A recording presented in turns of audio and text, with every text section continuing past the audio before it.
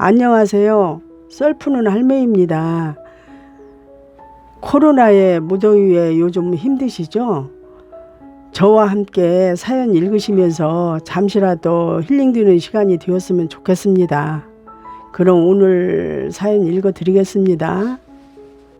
저는 일산 사는 50대 중년 남자입니다.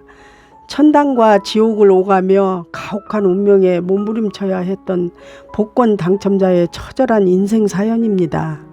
저는 평범한 가정에서 태어나 어린 시절을 보냈습니다. 삼형제 중 막내로 사랑과 귀여움을 독차지하며 의기양양하게 살았는데 어느 날 엄마가 사고로 갑자기 세상을 떠났습니다. 한참 예민한 사춘기 중학생 시절인데 갑작스런 엄마의 죽음에 세상을 다 잃은 듯 서럽고 허망함에 몸과 마음을 가누기 힘들었어요. 그 허전한 엄마의 빈자리가 서서히 무디어갈 무렵 아빠가 재혼을 한다고 여자를 데리고 와서 우리한테 소개를 시켜줬어요. 첫 인상이 야멸차고 깍쟁이 같은 느낌을 받았습니다. 하지만 아빠가 좋다 하시니까 우리 형제는 반신반의하며 받아들였죠. 나이도 큰형하고 별 차이 안 나는 젊은 계모였어요. 얼마 안 가 일산 신도시가 조성되면서 거액의 보상금이 나왔답니다. 저희 집이 토박이이면서 농가밭이 꽤 많았거든요. 풍족한 돈으로 계모와 함께 그냥저냥 무난하게 살았답니다. 몇 년이란 세월이 가면서 형들은 결혼해서 다 분가했습니다. 아파트 한 채씩만 사주고 돈은 한 푼도 주지 않아 불만이 많았지만 아버지 말씀이 언젠가는 공평하게 다 분배해서 줄 테니 없는 셈치고 열심히 살아야 된다. 따끔하게 한마디 하셨습니다. 네, 아버지 알았습니다. 저희 형제는 재산에 대한 마음을 거두고 제 갈 길을 갔지요. 막내도 어서 짝찾고 분가해야지 하면서 친척이 소개하는 여자가 있는데 한번 만나볼래? 하시는 거였어요. 딱히 싫다 할 이유도 없고 해서 약속 장소에 나갔답니다. 좀 형편이 어려운 집 막내딸이라는 얘기를 들었었죠. 처음 뵙겠습니다. 이재천이라고 합니다. 네, 저는 김숙희입니다. 첫 인사를 하면서 얼굴을 정면으로 봤는데 눈빛이 야릇하게 이글거리는 게 조금은 거슬렸어요. 눈빛이 그런 사람은 욕망이 세고 무슨 일에 한번 꽂히면 이성을 잃을 정도로 푹 빠진다는 말을 들은 적이 있었거든요. 그거 빼고는 거의 마음에 들었어요. 집에 오니 아버지가 어때? 마음에 들어? 네, 뭐 그럭저럭이요. 정들이고 살다 보면 다 이뻐 보여. 처음부터 마음에 쏙 드는 사람이 있는 줄 알아? 웬만한 집 하나 있고 직장 있으면 잘 살 수 있는 거지 뭐. 서두르자 하시더니 일사천리로 밀어붙여 결혼식을 올리고 분가시켰습니다.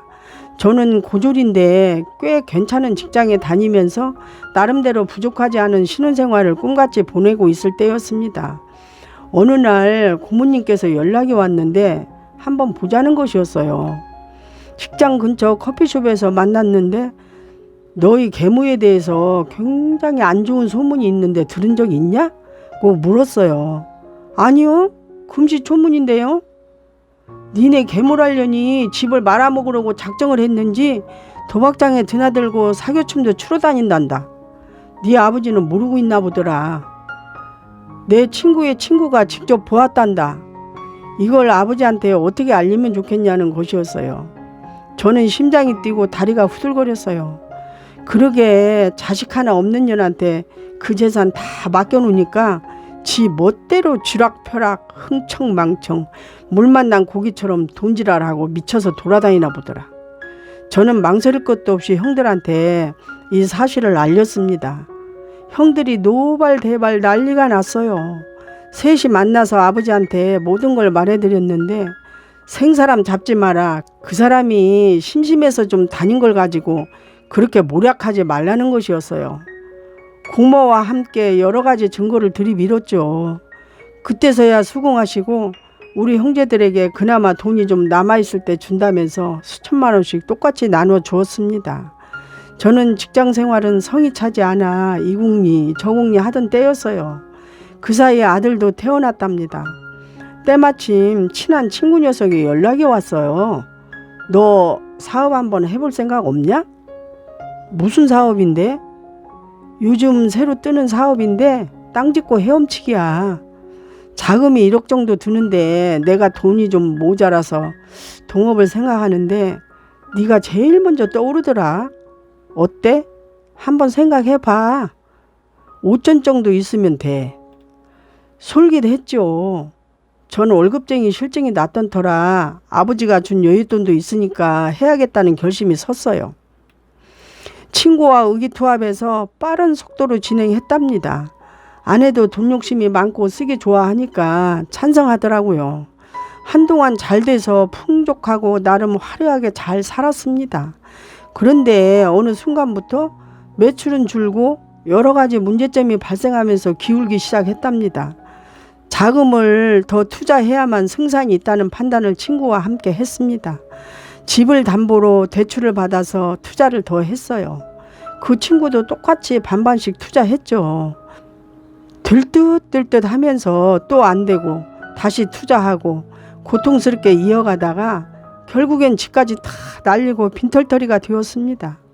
아내는 울고불고 난리가 났어요. 이혼하자는 말까지 나왔었죠.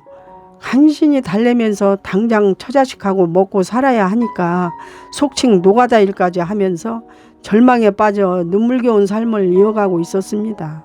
그러다 어느 날 복권방 앞을 한참 지나가다가 문득 생각이 나서 되돌아가 복권을 몇 장 샀습니다. 나같이 재수없는 놈이 뭐가 되겠어? 중얼거리며 주머니 한 귀퉁이에 쑤셔넣고 까마득히 잊어버리고 있었습니다. 형들은 나이도 어린 게 겁도 없이 상의도 않고 그런 일을 저질렀다며 쓴소리를 한마디씩 했어요. 아버지는 너무 마음 아프다며 눈물까지 흘리면서 위로해 주셨습니다. 어느 날 노동일을 하고 와서 너무 힘들고 지쳐 잠깐 쓰러져 눈을 감았는데 야, 너 뭐해? 하면서 뺨을 철썩 때리는데 꿈인지 생시인지 분간이 안 되면서 일어났어요. 이게 뭐지? 참 이상하네. 분명 엄마 목소리 같았는데 하면서 그 순간 복권 생각이 머리를 스쳐갔어요. 아참, 그게 있었지? 구겨진 복권을 맞춰보는 순간 전 해머로 머리를 맞은 듯 쓰러졌습니다. 여보, 왜 그래? 어디 아파? 119 부를까? 아내는 내 손에 든 복권을 뺏어보면서 이게 당첨됐단 말이야? 하며 소리쳤고 전 그 소리에 간신히 정신을 추스렸습니다. 무려 28억 원짜리 1등에 당첨되었던 거죠. 우리 둘은 부둥켜 안고 펑펑 울었습니다. 아들도 덩달아 따라 울었어요. 세상을 다 얻은 듯 하늘로 붕 떠오르는 것 같았어요. 어깨가 으쓱 올라가면서 세상에 거칠 게 없고 두려운 게 없었습니다. 지옥에서 천당으로 올라간 거죠. 딱히 자랑한 적도 없는데 여기저기서 빗발치듯 전화가 오기 시작했습니다. 아버지, 형들의 축하 전화, 그리고 친구들, 잘 알지 못했던 사돈네 팔촌까지 친한 척하면서 안부 전화를 해대더군요. 그 중에는 뭔가 욕심을 내는 듯한 여운을 남기면서 끊는 사람도 있었어요. 아, 돈이란 게 이런 거구나 새삼 느꼈습니다. 당분간 실컷 놀고 먹으면서 차차 앞날을 생각하기로 하고 못했던 여행, 고급스러운 음식 먹고 즐기면서 세 식구가 흠뻑 젖어 있었습니다.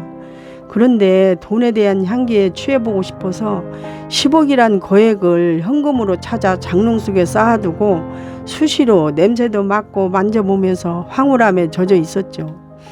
그러던 어느 날 잠깐 외출했다가 돌아와 보니 집사람이 안 보이는 거예요. 아무리 찾아도 흔적은 없고 전화기도 꺼져 있더군요. 알만한 사람들 친정집까지 다 전화해봐도 전혀 모른다는 거였어요. 가슴이 철렁하고 소름이 끼치면서 불길한 예감이 스치는 거예요. 순간 아차 하고 장롱을 열어보니 휑하니 비어있더군요. 아, 이럴 수가. 그 충격은 말로 표현할 수가 없었습니다. 그 배신감에 억장이 무너졌어요.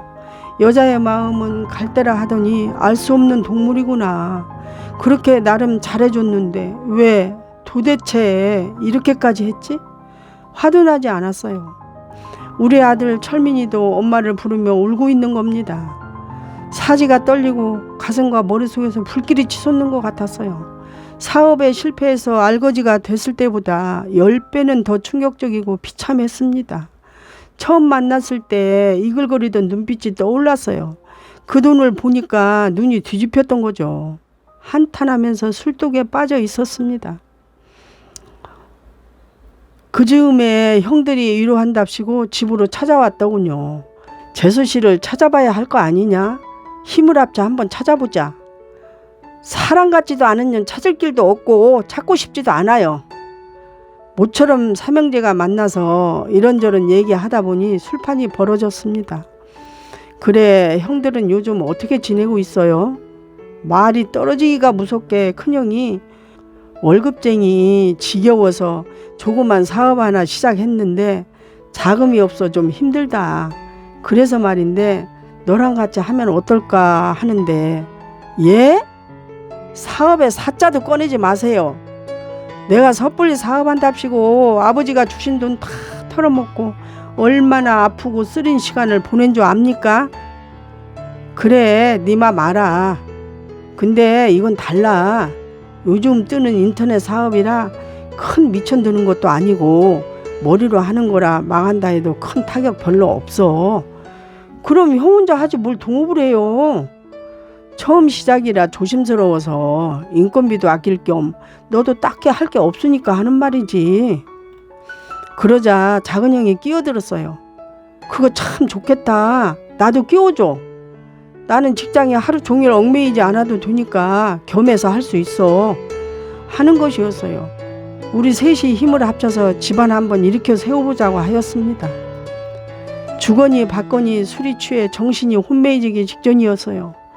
그럼 하는 걸로 알고 준비할게. 하긴 뭐래요. 둘이 하는 것도 어려운데 셋씩이나 동업한다는 게 쉬운 줄 알아요? 나는 싫어요.